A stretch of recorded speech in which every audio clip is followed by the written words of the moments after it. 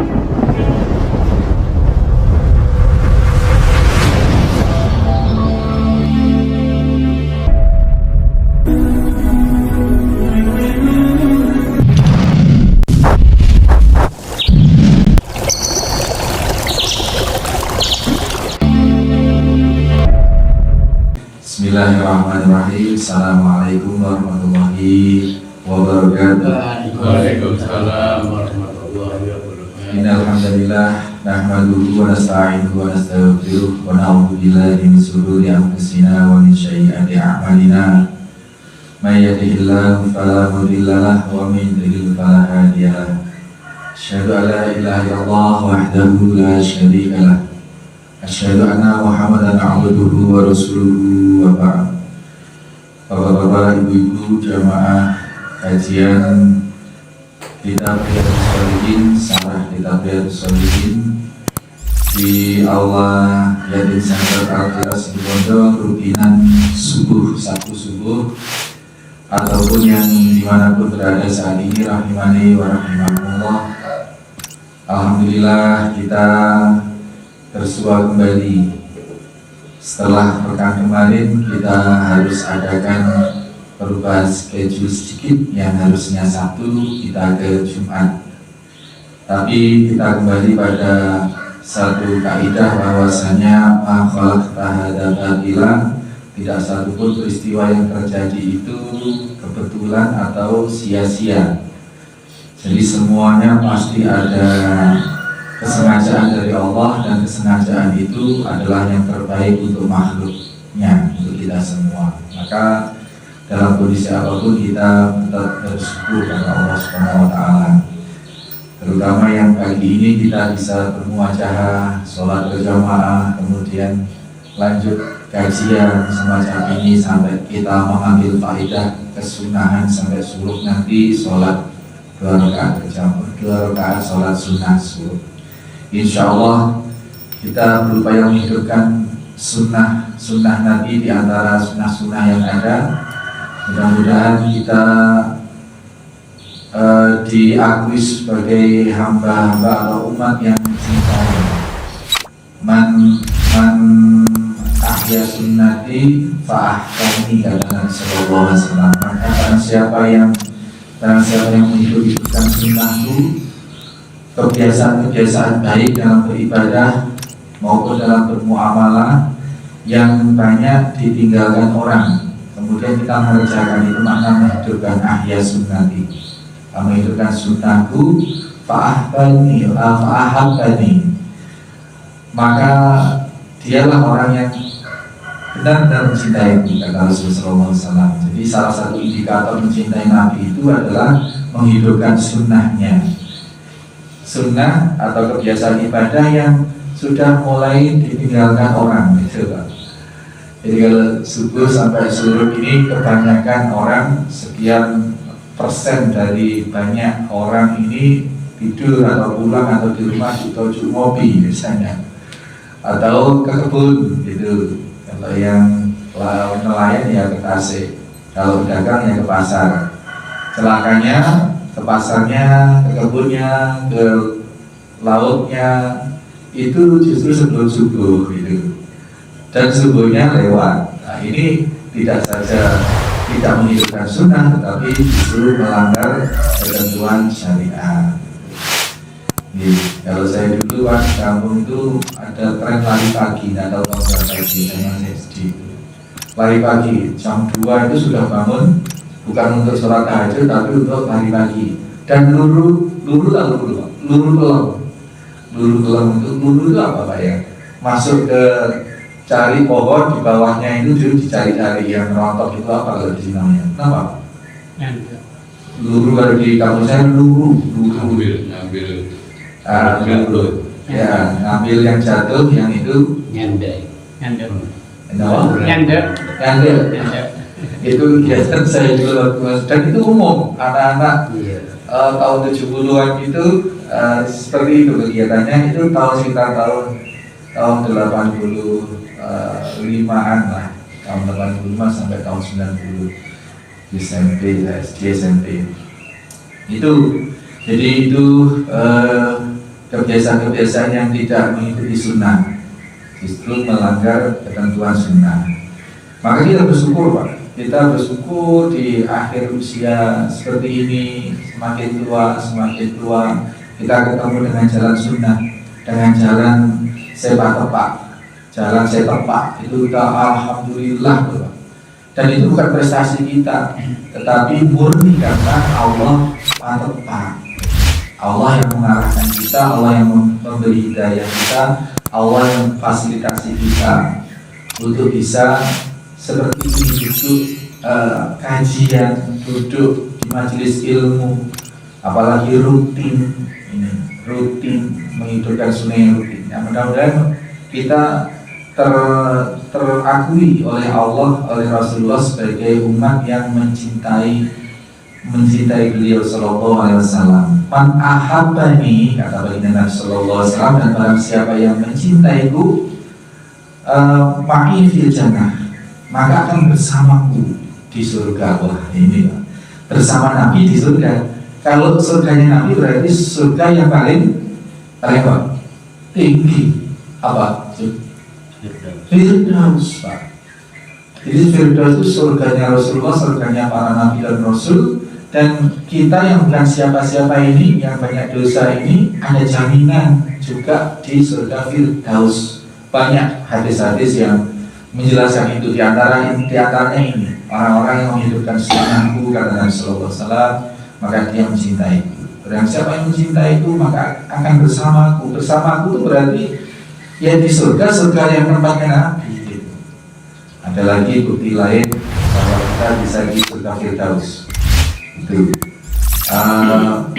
Barang siapa yang menyantuni atau mencintai anak yatim gitu.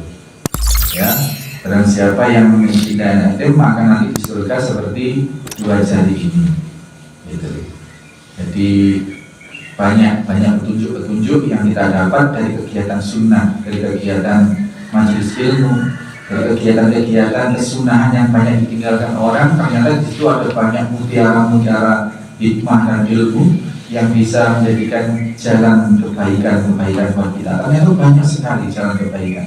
Jalan ke surga Firdaus itu juga banyak sekali yang sepertinya mustahil, tetapi ternyata ada celah-celah jalan yang kita bisa sampai ke sana. Di antaranya itu ya sunnah, menghidupkan sunnah.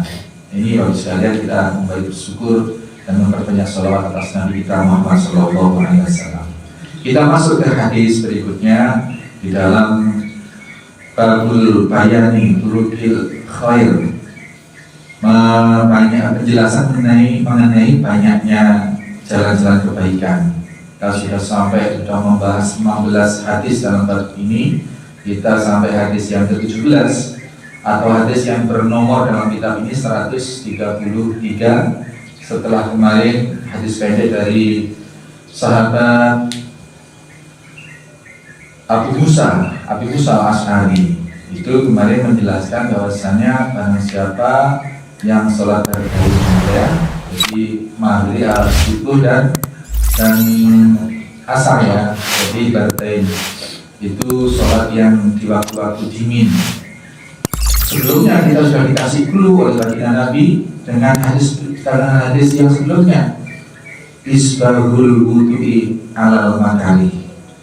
Barang siapa yang berwudu di suasana yang berat itu bisa dikoneksikan dengan hadis berikutnya, sholatul bardain, sholat yang dingin, sholat yang di waktu dingin, 2 sholat di waktu dingin, asar dan subuh. Ini keutamaannya sangat besar. Nah, hadis yang berikutnya ini melengkapi atau memberikan kelengkapan dari petunjuk-petunjuk yang sebelumnya. Mu'alif memberikan as-sabi'a asyara, memberi nomor 17, hadis yang ke-17 dalam bab ini, dalam susunan kitab ini 133. Anhu, dari beliau siapa? Beliau dari hadis sebelumnya, Abu Musa al-Asy'ari radhiyallahu anhu.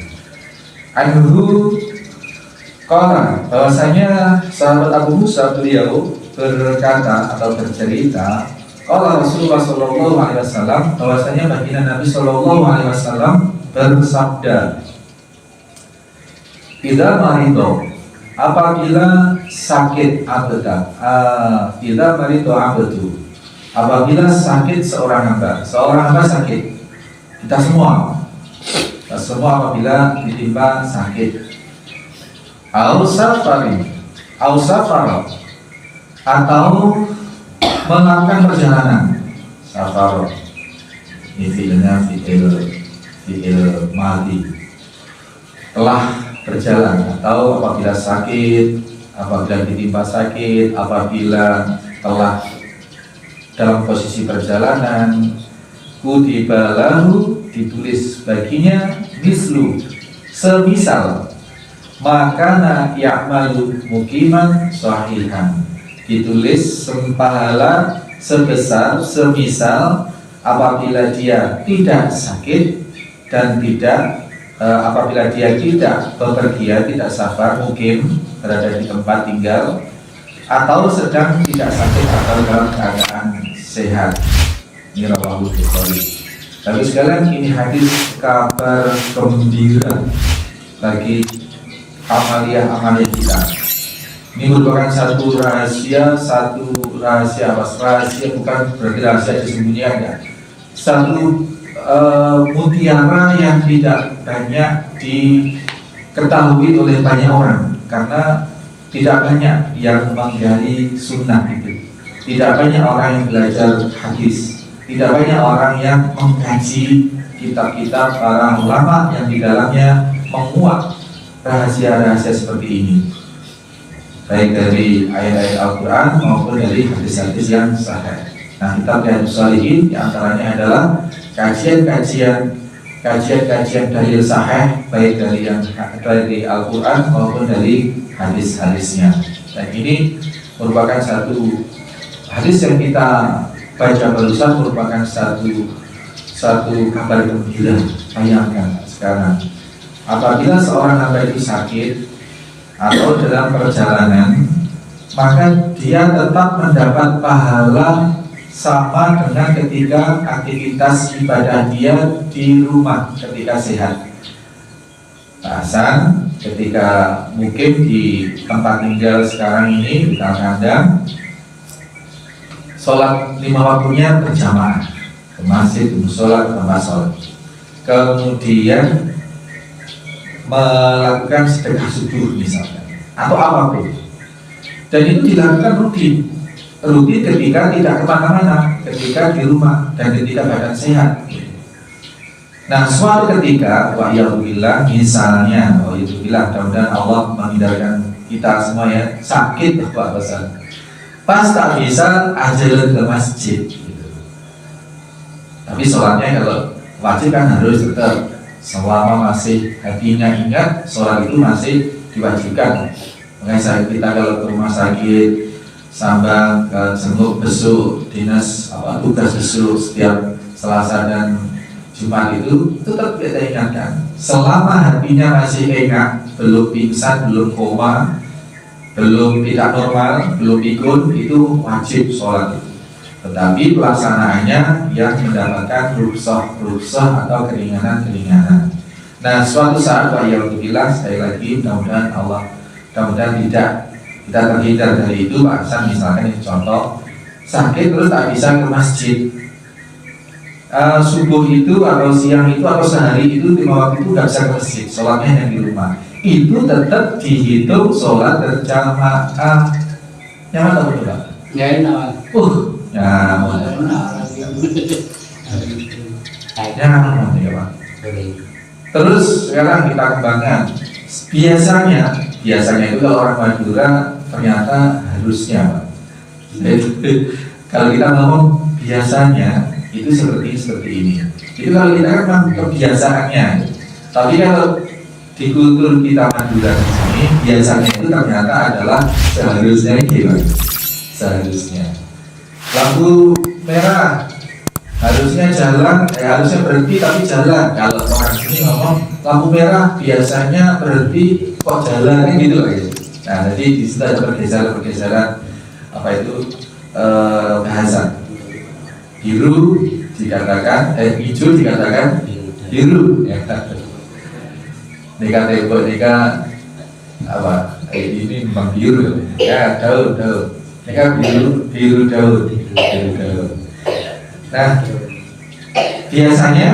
kebiasaannya kalau habis sholat itu selalu mendawamkan wirid pokok ya. Jadi setelah salam, assalamualaikum, kemudian zikir pokoknya ini Pak, yang jangan ditinggal. Astagfirullah. Kemudian Allahumma assalam wa minkas salam wa ilayya al-salam wa ahyina rabbana salam wa ahyina jannata al-salam wa ahyina rabbana.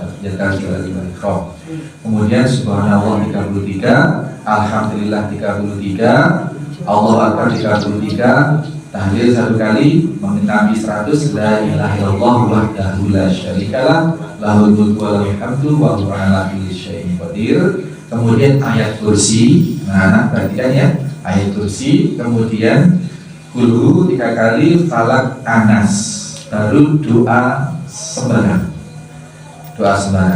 Nanti doanya kalau mau doa yang ringkas, yang mencakup semua doa Nabi, pakai doa Allahumma inni as'aluka min khairi, ya Allah berilah aku kebaikan ma sa'alaka minhu nabiyuka Muhammad sallallahu alaihi wasallam, sebagaimana doa yang diminta oleh nabimu Nabi Muhammad. Jadi Nabi Muhammad berdoa kebaikan apapun kita ngikut itu.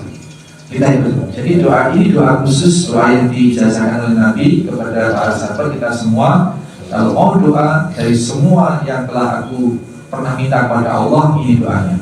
Allahumma inni as'aluka min khairi nabi ma sa'alaka minhu nabiyuka Muhammad sallallahu alaihi wasallam. 1, doa minta kebaikan semua. 2, doa minta terhindar dari semua. Allah wa a'udzubika min syarri masta'adza minhu nabiyuka Muhammad sallallahu alaihi wasallam. Tambahi antal musta'an, engkaulah tempat meminta pertolongan, alaikal balal, dan engkau semua tempat ketergantungan semuanya. La haula wala quwwata illa billah. Ini didawamkan setiap sholat fardu. Suatu ketika qadarullah gitu. Habis sholat atau tidak bisa sholat lah, kayak tadi ya, tidak bisa sholat. Itu paket sholatnya sudah berjamaahnya sudah dicatat 27 derajat, meskipun sholat sendiri sambil berbaring di rumah. Zikirnya yang sudah rutin tadi juga didengar, dicatat oleh Allah Subhanahu wa Ta'ala. Dia sakit, kemudian dia pergi ya. Suatu saat pas harus pergi kemana? Gitu, dalam perjalanan. Terus di sana beberapa hari ini kan keadaan safar itu istimewa. Selain memang dapat pahala yang seperti waktu ada di rumah biasanya sholat berjamaah, biasanya begini dan begitu, setiap hari sholat baca Quran 1-2 halaman misalnya. Tapi ketika safar perjalanan lu bisa beberapa hari dan tidak melakukan seperti waktu di rumah, itu Pak 100% ditulis penuh oleh Allah. Meskipun di sana sibuk ngapain di tempat lelungan itu, di tempat safarnya itu tetap ditulis. Jadi kriterianya apa yang akan ditulis seperti ini? Orang yang sakit dan orang yang sedang dalam perjalanan yang tidak dalam rangka menyalahi ketentuan Allah perjalanannya. Kalau dalam perjalanan ke hutan cari wangsit, cari nomor Pak, misalnya cari togel, ya tidak boleh, yang seperti itu tidak masuk ketentuan ini. Kalau di rumah, ketika sehat itu melakukan kebaikan, kok kemudian terus harus pergi, yang perginya ini tidak melanggar ketentuan Allah, tidak pergi kemaksiatan apapun namanya, maka kebiasaan di rumah ini masih tetap berjalan pahalanya. Nyaman itu. Kita bongkar lagi sekarang ibu-ibu, haid itu termasuk dalam kategori marito atau sakit. Maka ibu-ibu kabar gembira, hadis ini yang menerima manfaat banyak ibu-ibu atau wanita akhwat. Karena apa? Yang pasti tertimpa dalam sebulan minimal 1 pekan itu adalah ibu-ibu. Kalau dikala tidak berhalangan, tidak haid, itu merutinkan sholat tahajud misalkan. Sunnah. Kalau yang wajib pasti, yang wajib tidak masuk kategori ini karena sudah keniscayaan, sudah pasti. Gitu. Nah, yang sunnah ini, ketika